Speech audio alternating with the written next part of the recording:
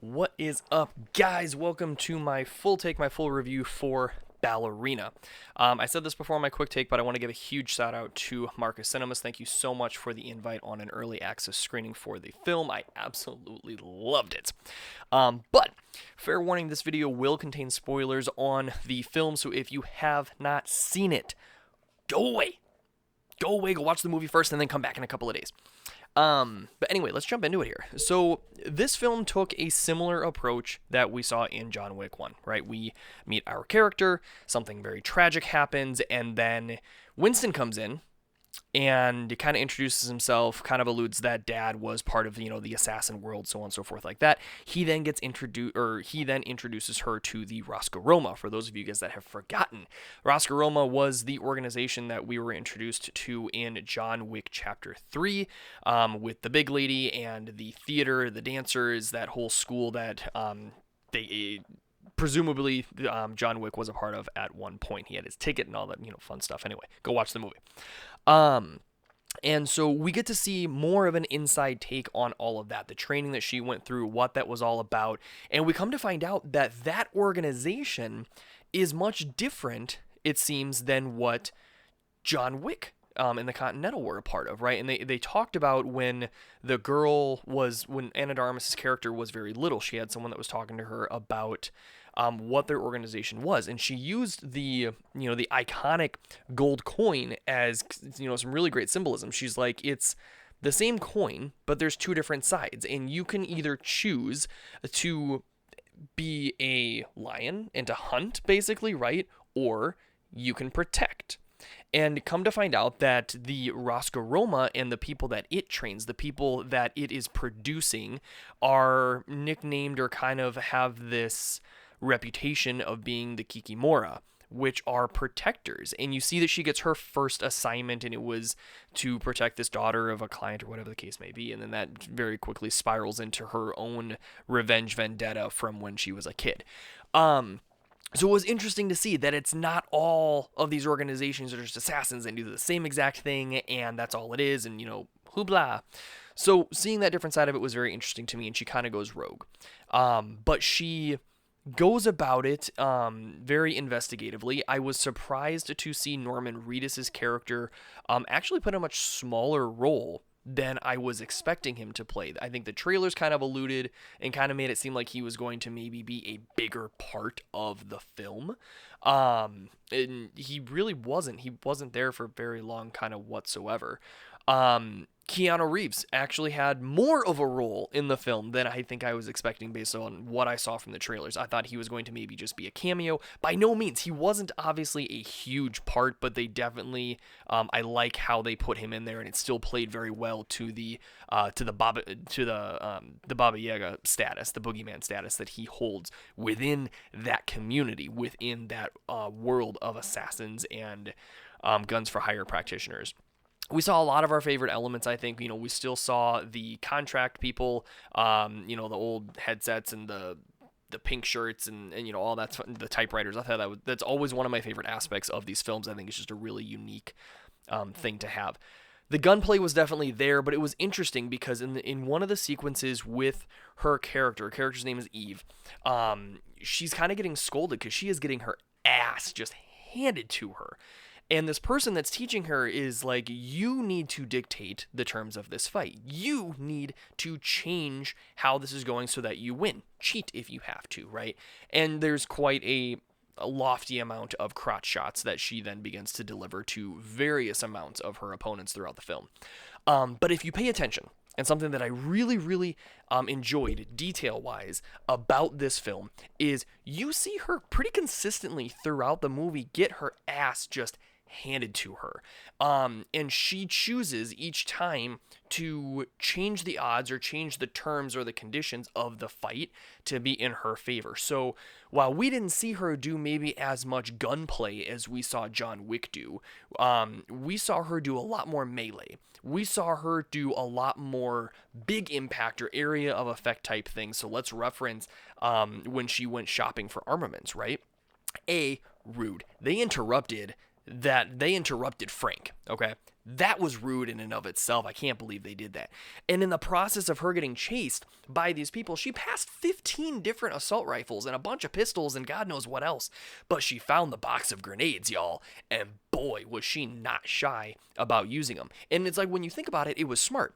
John Wick had the know-how, had the gunplay, and had, the bulletproof suit to take people on in gunfights like that. She didn't have that. She's smaller than them, maybe not obviously nearly as experienced as John would be. So for her, she understood going one-on-one with these guys was going to put her at an extreme disadvantage every single time. So what do you do then? You find a box of grenades and you start taking people out 2, 3, 4, 5 at a time.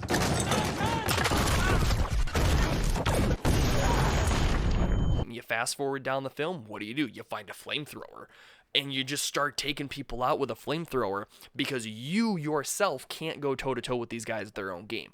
Thought that was smart, and I thought it was a great way to introduce some more Wick combat that we are so used to seeing, right? So loved that little bit of attention detail, and it was kind of their permission slip to think differently and do some really just over-the-top stuff. Speaking of that flamethrower, can we talk about it, please? Never in my life have I seen a full-on flamethrower fight. I've seen flamethrowers used. I've seen plenty of gunfights. I've never seen a flamethrower used in a gunfight that way, much less 2 flamethrowers being used that way. And the first thing that came to my mind was when you look at John Wick 4, Chapter 4, and they had the shotgun scene and how they went about that cinematically. They basically said, hey, Dragon's Breath scene, hold my beer. Here's a real dragon. And they gave you the flamethrower. It was just cool. And then you get, again, her flamethrower running out, and the fire hose and the flamethrower thing that we saw from the trailers was just as epic as what we thought it was going to be in the trailer. So again, just really, really well done. I want to take a moment and also talk about John Wick for a second, because he made a couple of appearances, and he actually gets called in right towards the end of the film to deal with her, to wipe her out. And when I saw that, I was like, oh, it's done. Her character's going to die. And it would be perfectly acceptable, to be honest with you. If we were like, this is kind of off-story brand, it would have like more solidified him as the boogeyman. Like, he came in and he dealt with the issue, right? And he goes toe-to-toe with her, and they're fighting, and they're going, and there were so many times, right, where he had the gun to her, the knife to her, whatever the case is, just asserting that absolute dominance in this craft. Absolute dominance. And he kept telling her, walk away, leave, you are beat, yield, just stop, right? So I think even though as much as we are used to seeing John just kill scores of men, right, and women, there's that softer side to him that we see, that he's pleading with Eve, so like, just don't do this. You don't need to go down this path. I did. It wasn't worth it. You can still get out. Because he could have murked her like 8 different ways, right? Like, let's be honest.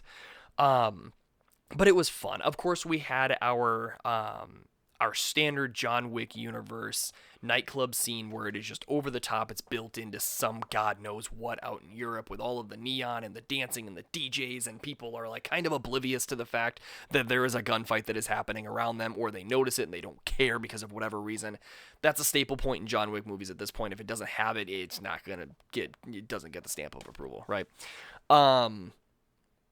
I mean, geez, and again, I think I touched on it in the very beginning, but the insights onto the Rosca Roma and kind of that proving ground and all of that, I think was a great kind of way to start the movie and go into the movie. We got a little bit more out of the director, who we were briefly introduced to when it came to John Wick 3, so seeing her a little bit more on screen, having some more of that screen time and that development, I think was kind of really fun also.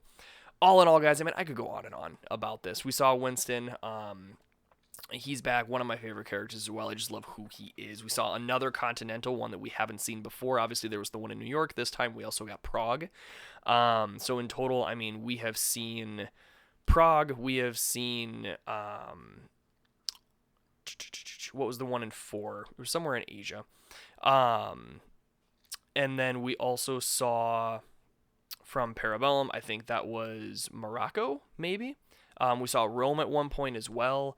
So we have seen quite a bit of these different continentals, and it's so great to see the attention to detail, the cultural differences going from site to site. It is not just copy and paste from the New York Continental, which I think is just a lot of fun, right? Something we did not see in this one was different factions of the high table, right? We've seen the adjudicator, we have seen we've seen high table officials themselves, right? When we look at chapter 2, we saw the harbinger in chapter 4. We didn't see any of these other special units, and it makes sense because this one really wasn't focused around the high table and the continental itself. This one was more focused on the Rosca Roma and their apparently age-old, centuries-old adversary as well. Anyway, I could keep going on this for hours. All in all, I think it was a great movie. It's a fun movie if you like this franchise. If you're someone who's like, oh, it's just so much killing and I'm not really about it and the story's really dumb, you're not going to like this film either. I love this franchise. This is easily one that once it comes out, I'm going to buy it. I'm going to throw it on in the background. I'm just going to enjoy it. There's something special about the cinematography for this film as well that, again, is very unique to this franchise that I just really, really enjoy. But you guys absolutely got to go see it. I highly recommend it. It's just a fun theater movie to go and check out. But make sure you guys give this video a like, drop your comments, drop your takes down below. Tell me what you think about the movie. Are you excited for it? Are you not excited for it? Were you disappointed in it? The whole 9 yards like that. Make sure you hit subscribe to the channel. That way you get notified. Hit that bell as well the next time that I have a quick take or a full take that comes out. And yeah, outside of that, guys, until next time, see ya.